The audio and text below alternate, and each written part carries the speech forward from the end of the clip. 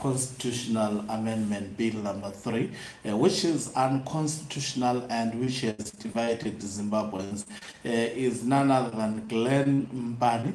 And Glenn Mpani is the business associate of Professor Jonathan Moyo, and these two produced the document Breaking Barriers, and these two are instrumental in terms of actually formulating and giving life to this illegal constitutional amendment bill number 3 of 2026. What do you expect from him?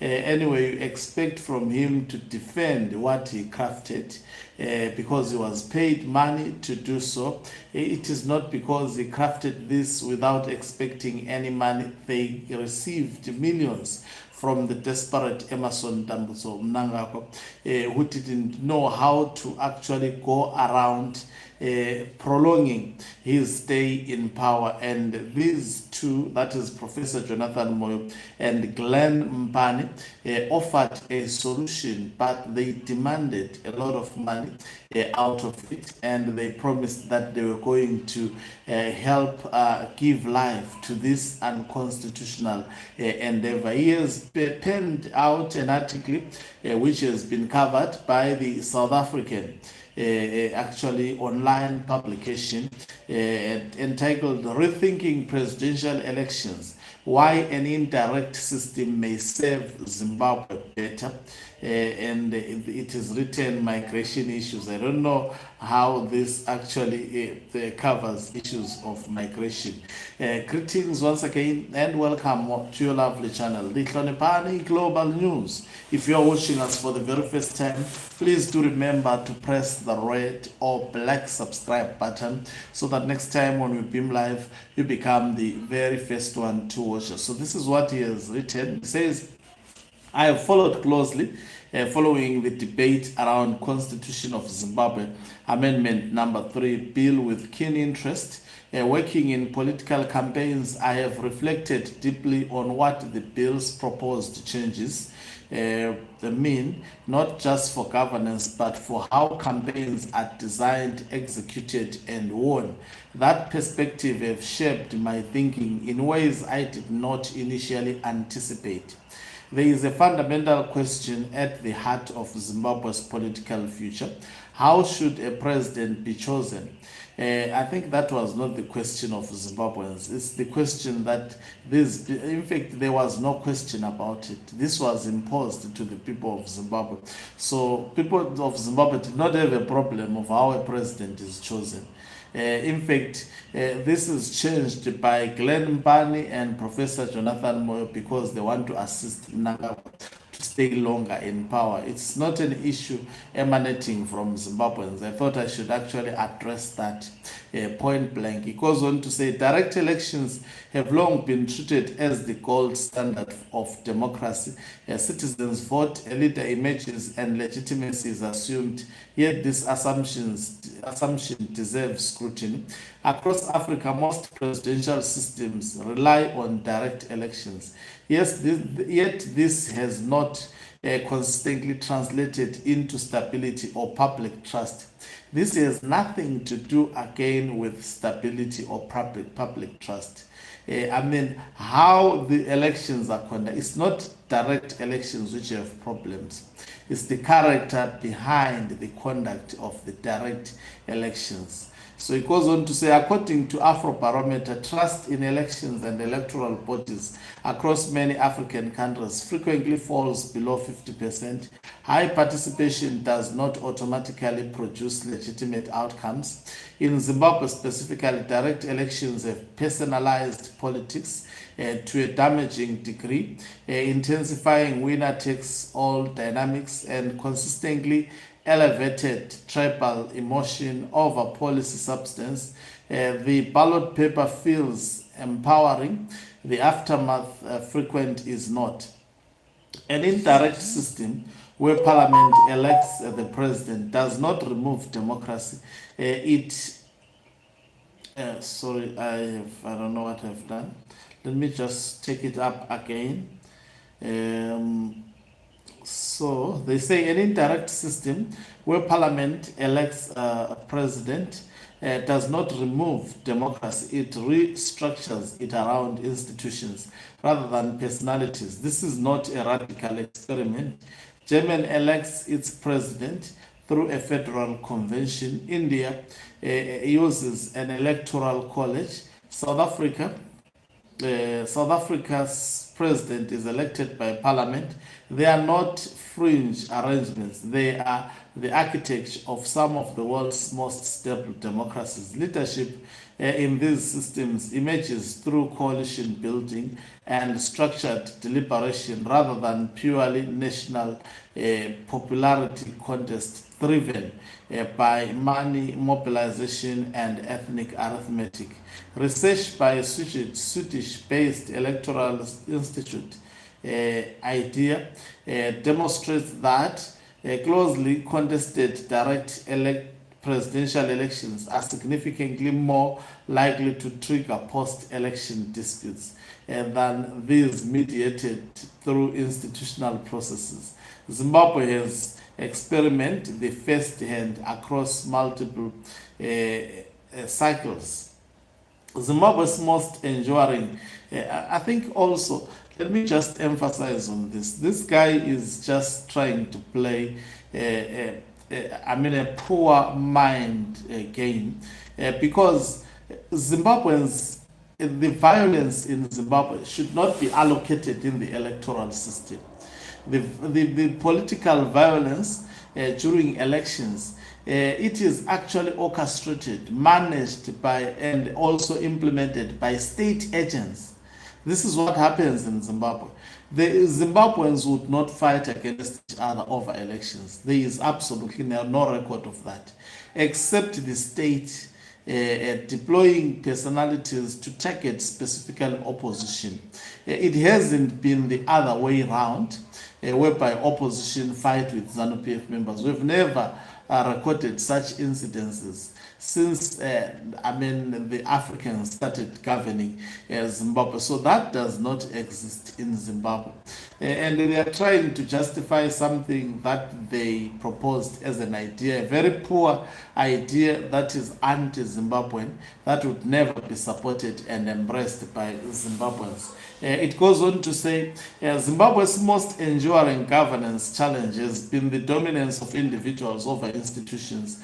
Presidents accumulate power, institutions weaken around them. This is what they want to do. In fact, they want to put more power, center more power on Emerson Tambutso Mnangagwa. So I don't know, this is a misplaced actually argument.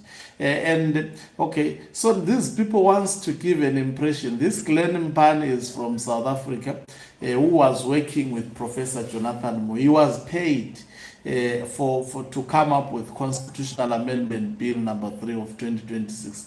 He should not be seen as an isolated political thinker who decided to write something about what is transpiring in Zimbabwe. He was paid.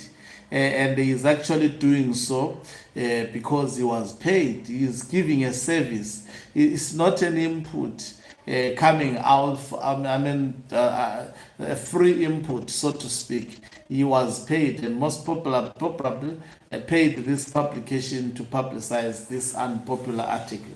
He goes on to say the cycle repeats. Indirect systems interrupt this cycle by shifting the locus of political power back to legislative institutions. World Bank governance indicators consistently show that countries with institutionalized executive selection processes perform better on political stability metrics over time. The goal is not to remove the people from power, it is to ensure that power flows through structures that outlast any individual.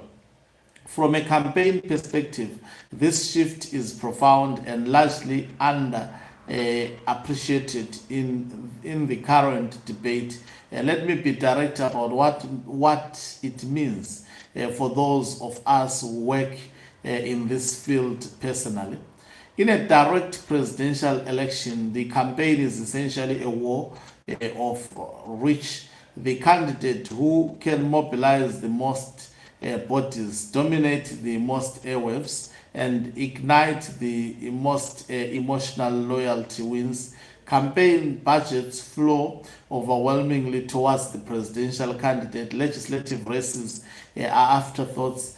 Ground operations are built around a single personality. Data, where it exists at all, is used to target voters by region and ethnicity rather than by policy preference or persuadability. The result is campaigns that are expensive, tribal, and structurally incapable of building the broad coalitions than governance actually requires. This argument doesn't exist at all. An indirect system changes everyone of those calculations. Certainly, very parliamentary seat matters enormously. The campaign practitioners work shifts from manufacturing a presidential image to building a parliamentary majority, seat by seat, constituency by constituency. Voter research becomes more sophisticated because you are no longer just asking who people like, but what policy positions can hold a coalition together across different regions and interest groups. Alliance negotiations become a core campaign function, not an afterthought. Internal party democracy strengthens because parliamentary candidates carry genuine weight in determining who ultimately leads the country. For campaign professionals, this is a more demanding environment, but a far more intellectual, honest one. You cannot win through spectacle alone. You must win through strategy, substance, and the patient construction of governing alliances. The skills required, negotiation, policy development, legislative mapping, and coalition management, are precisely the skills that translate into effective governance once the campaign is over. In that sense, an indirect system does not just change how campaigns are run, it changes what campaigns are for. This is also a significant implication for political party development in Zimbabwe. Parties would be compelled to invest in their legislative wings, develop genuine policy platforms, and build organizational depth beyond a single leader's personal following. The era of the party as a personality vehicle becomes structurally unsustainable. That is not a loss for democracy, it is a maturation of it. Intellectual honesty requires acknowledging the tension here. Indirect system can create perceived distance between citizens and their leadership. When voters cannot directly remove a president through the ballot, accountability mechanisms must be robust and transparent to compensate. Parliamentary oversight, freedom of the press, and an independent judiciary becomes even more critical in such a system. The risks are real but manageable. They are also not unique to indirect systems. Direct elections in Zimbabwe have produced their own accountability deficits that remain unresolved. Zimbabwe does not lack political participation. It lacks a system capable of converting that participation into stable institutional governance. An indirect presidential system is a structural intervention, not a perfect one, but a serious one. It shifts focus from individuals to institutions, from electoral victory to harder work of governing. It asks political parties to be more than vehicles for a single personality and demands that leaders earn power through deliberation rather than domination. The time has come to debate not just who leads Zimbabwe, but how we choose our leaders and whether the system we inherited is still fit for the country we are trying to build. So this is Glenn Mbani, is a political campaign strategist and group lead of the International Center for Political Campaigns. His work spans campaign strategy, war rooms, operations, mobilization, political communications, and institutional capacity building for political parties, candidates, and political organizations across Africa and internationally.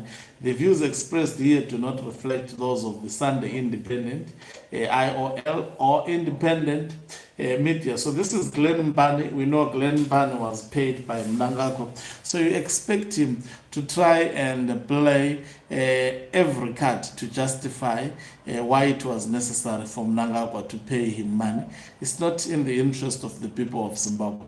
Thank you very much for watching us. If you're watching us for the very first time, please do remember to press the red or black subscribe button so that next time when we beam live, you become the very first one to watch us. You can financially support this channel by pressing the join button and be part of our members who are the heartbeat of this channel. You can equally do so by pressing the thanks button and send us stars. Okancubo Mhlabane is signing off. Let me love and leave you. Let's meet on the other side of the live broadcast as I give you more. I didn't warn about what.